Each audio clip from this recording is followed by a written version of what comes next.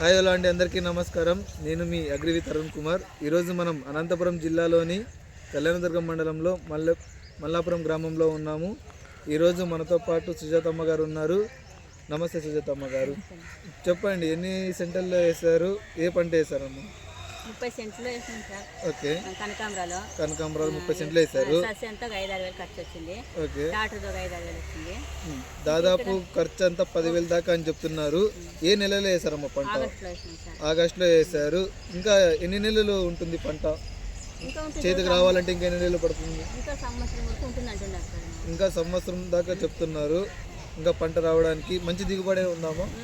బాగా మంచిగానే లాభాలు ఉన్నాయా? ఎలా ఉందమ్మా కేజీ ఇప్పుడు మార్కెట్లో? మార్కెట్లో 800 అట్లా వరకు ఉంటుంది. 800 నుండి స్టార్ట్ అవుతుందని చెప్తున్నారు. పోయినసారి ఏం పంట వేశారమ్మా ఇక్కడ? వరి. పోయినసారి వరి వేశారని చెప్తున్నారు. మరి నెక్స్ట్ ఏమన్నా వేయాలనుకుంటున్నారా? వేరే పంట అంటే మార్చి వేస్తారా, లేకుంటే వరిను? ఇంకో కొంచెం స్థలం ఉంటుందా, దాంట్లో వేస్తాను. ఓకే, అది వచ్చిన తర్వాత ఇదంతా పీకేస్తాను. టమోటా కానీ అరటి కానీ అట్లా ఏమి వేయరాము? టమాటా దగ్గరికి వస్తారు, కోతులు కాట ఏమి. అవును, సరే అమ్మా, ధన్యవాదాలు.